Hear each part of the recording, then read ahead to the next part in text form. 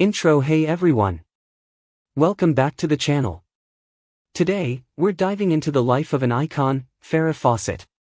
She wasn't just a Hollywood bombshell with that legendary feathered hair, she was a talented actress, a pop culture phenomenon, and a woman who fought against the odds.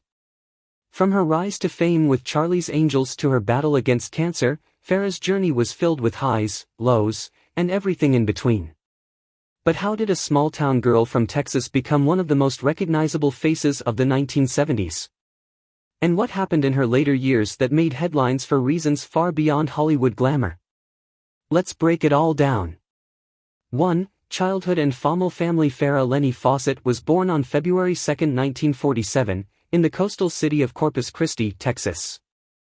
She was the youngest of two daughters, with her older sister, Diane Fawcett Walls, later becoming a graphic artist.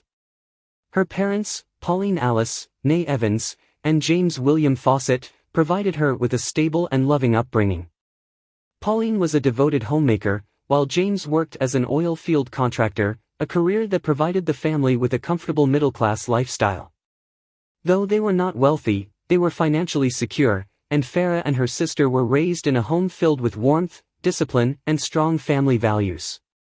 Her birth name was originally Farrah, a name her mother carefully chose because she thought it sounded elegant and complemented the Fawcett surname.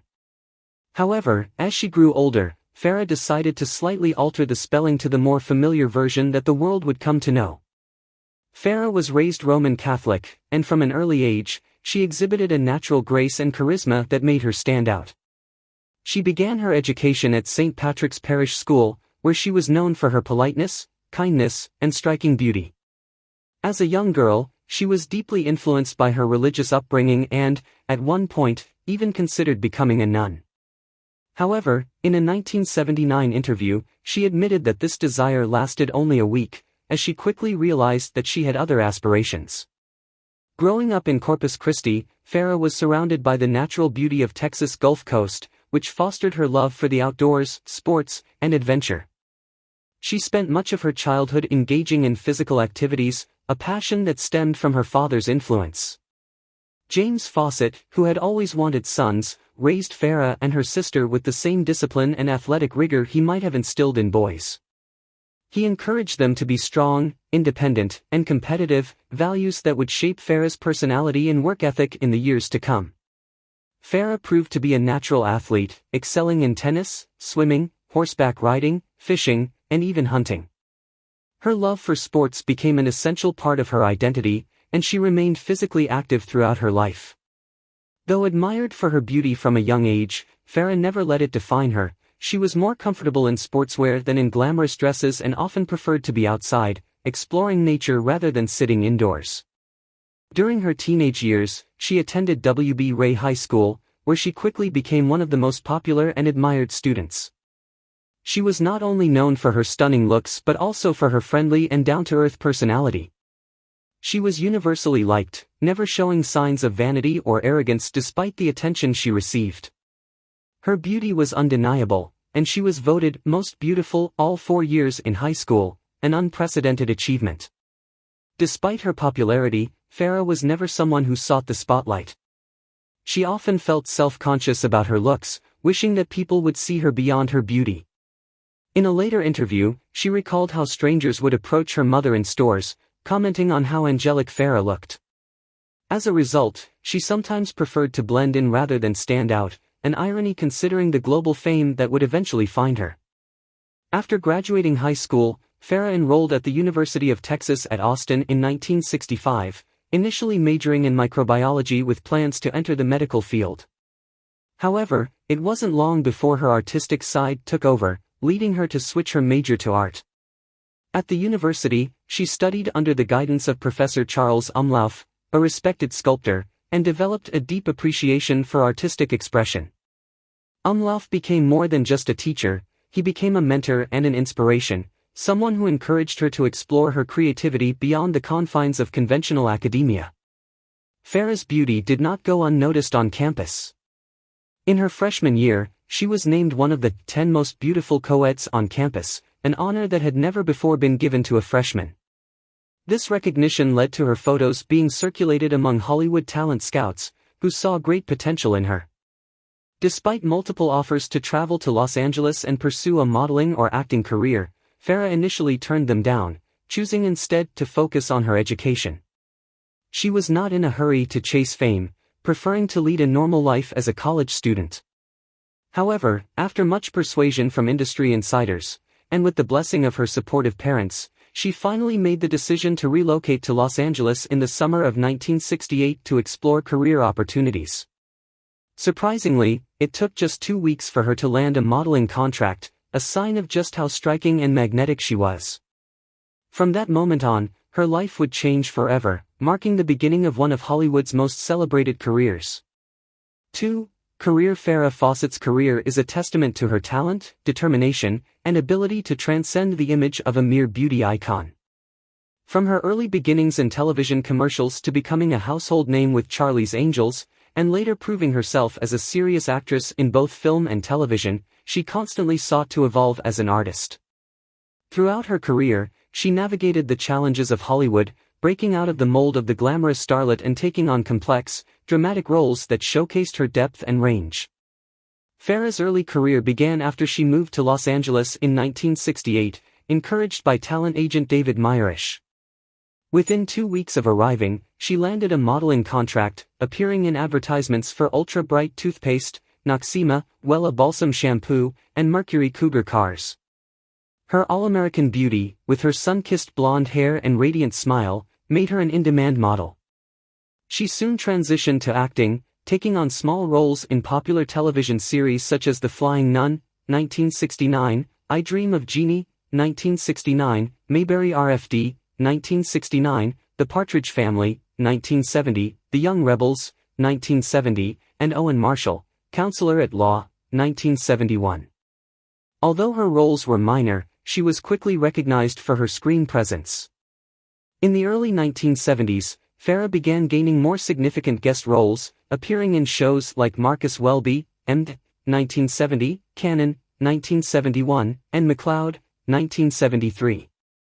She also starred in made-for-TV movies, including Murder on Flight 502, 1975, and The Girl Who Came Gift-Wrapped, 1974.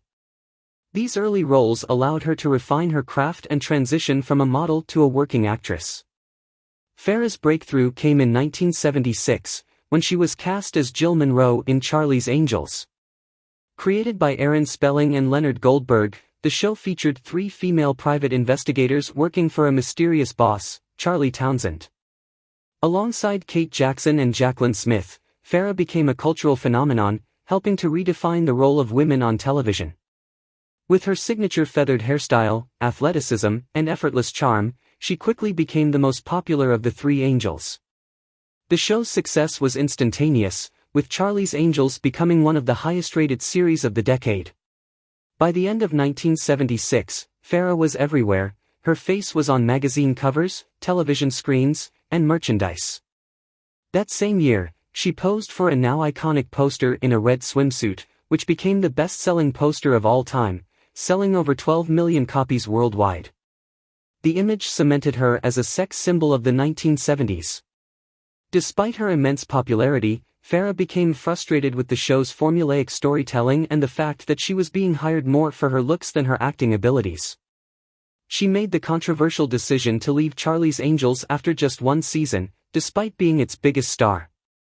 Her departure led to legal disputes with producers, but she eventually agreed to return for a few guest appearances in later seasons to settle contractual obligations.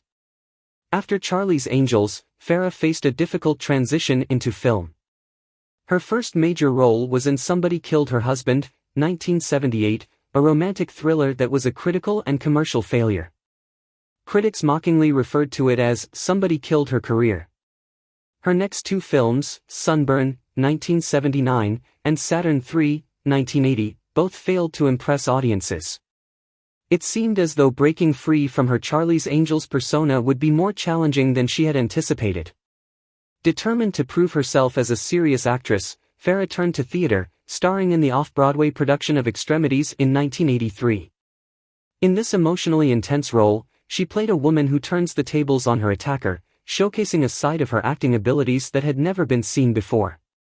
The performance earned her critical acclaim, and she later reprised the role in the 1986 film adaptation, which also received positive reviews.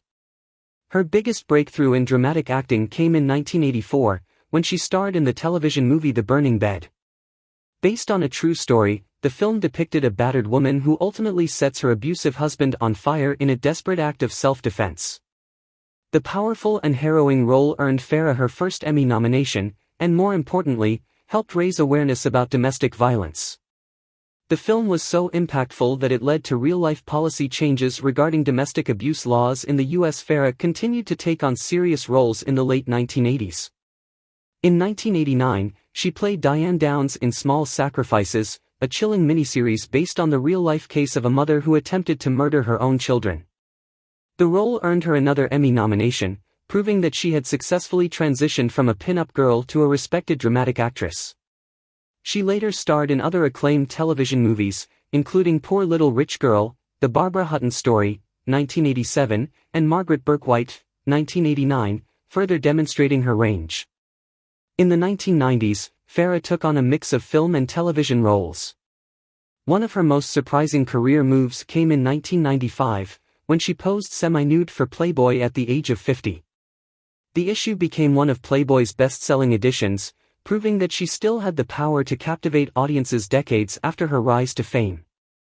She later took on supporting roles in critically acclaimed films like The Apostle, 1997, opposite Robert Duvall, and Dr. T and the Women, 2000, directed by Robert Altman.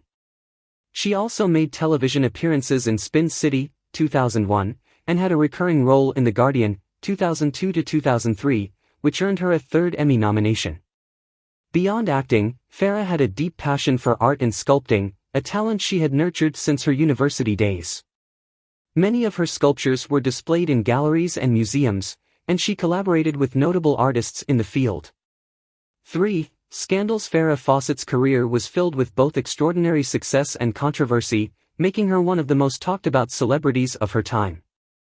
Despite her undeniable talent and screen presence, she often found herself caught in Hollywood's relentless scrutiny, facing backlash over her career decisions, personal struggles, and public appearances.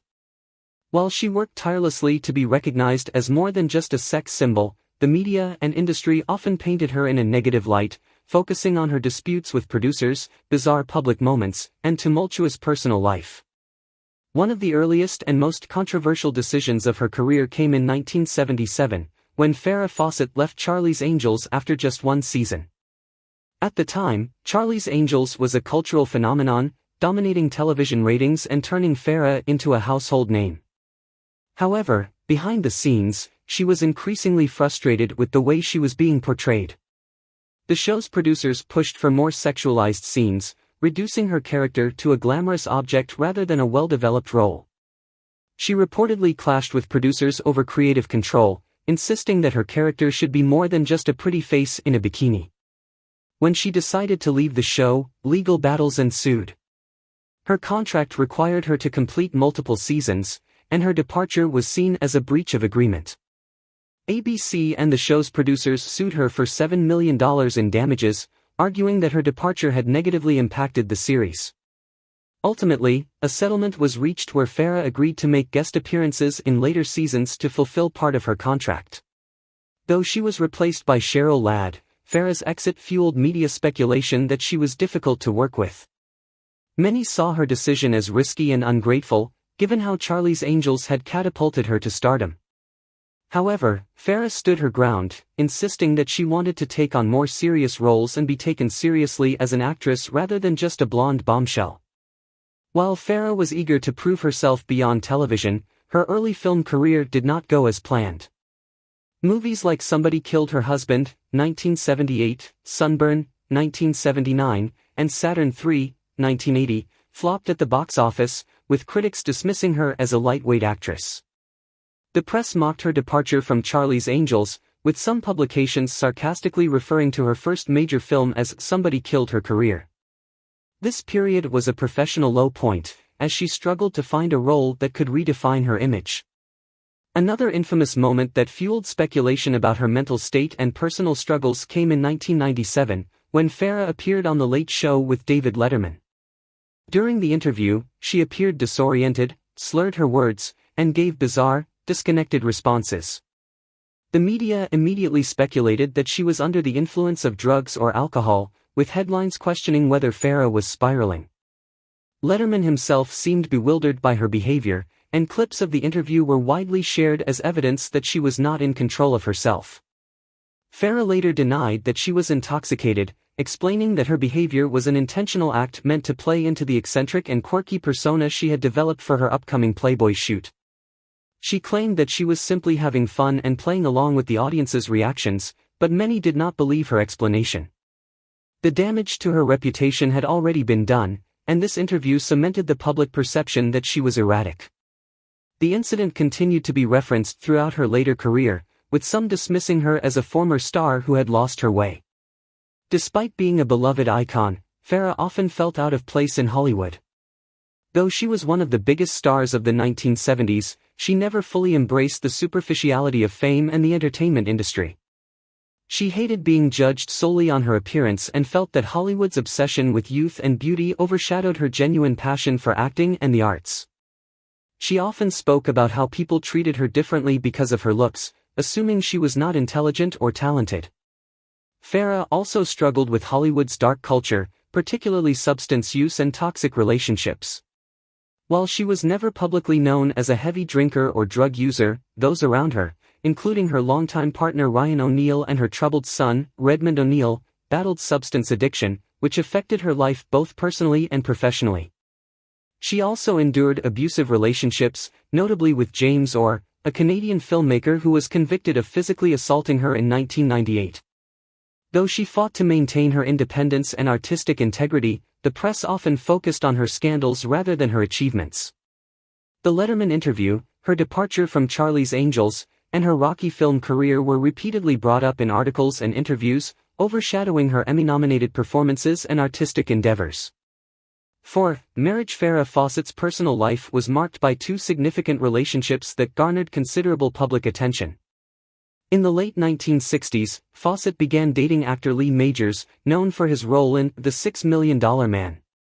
The couple married on July 28, 1973, in a garden ceremony at the Bel Air Hotel in Los Angeles.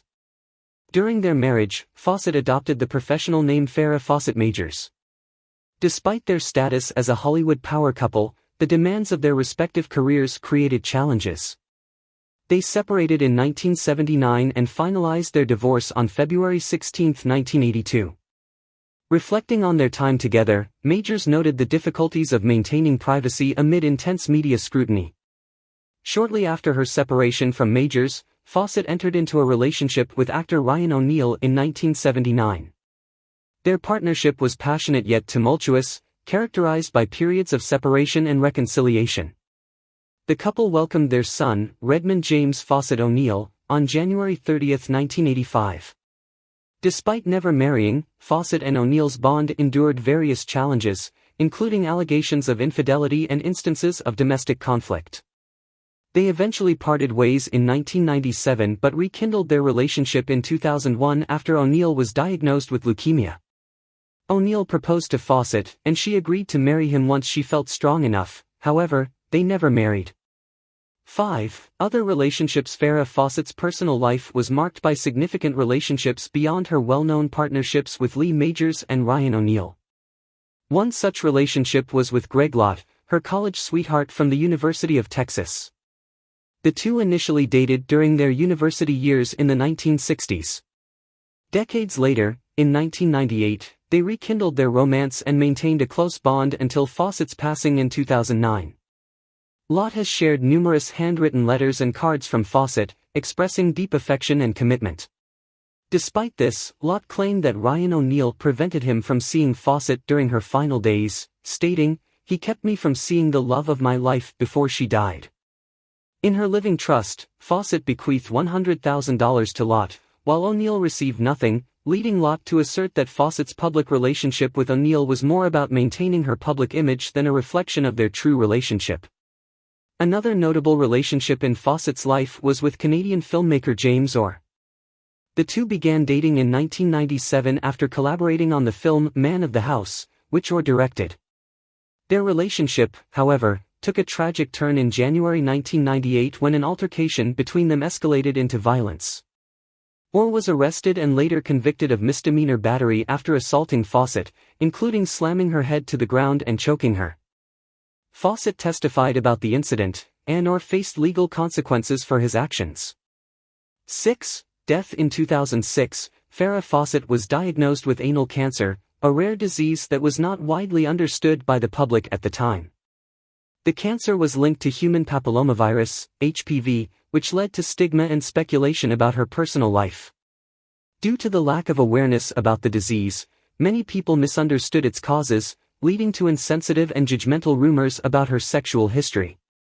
Farrah, who had always been private about her personal struggles, was now facing a deeply personal health battle in the public eye.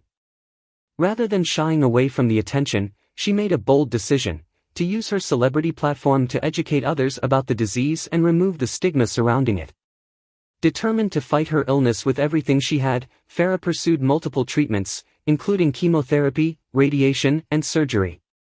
However, when traditional methods failed to stop the cancer from progressing, she sought alternative treatments in Germany, where doctors were offering experimental therapies that were not yet approved in the United States.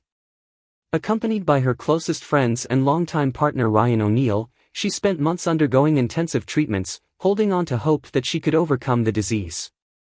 Though she experienced some temporary improvements, her cancer eventually spread to her liver, greatly diminishing her chances of survival. Throughout her illness, Farrah remained resilient, refusing to let cancer define her. She wanted to share her real and raw experience with the world, hoping to inspire others who were also battling cancer. She decided to document her journey, resulting in the 2009 NBC documentary Farrah's Story. The deeply personal film showed her struggles with treatments, moments of pain, and her determination to fight. The documentary, which aired just a few weeks before her death, was watched by nearly 9 million viewers, making it one of the most impactful celebrity health documentaries ever broadcast. It was nominated for an Emmy Award, further proving that Farrah's influence extended far beyond Hollywood. She was making a real difference in the world. While she was battling cancer, her personal life remained complicated. Her only son, Redmond O'Neal, had been struggling with substance abuse and legal troubles, which devastated Farrah. He was incarcerated during much of her illness, but she fought to see him, making special requests so that he could visit her under supervised conditions. The reunion was heartbreaking, as Redmond was filled with regret and sadness, knowing that his mother was fighting for her life while he was in prison.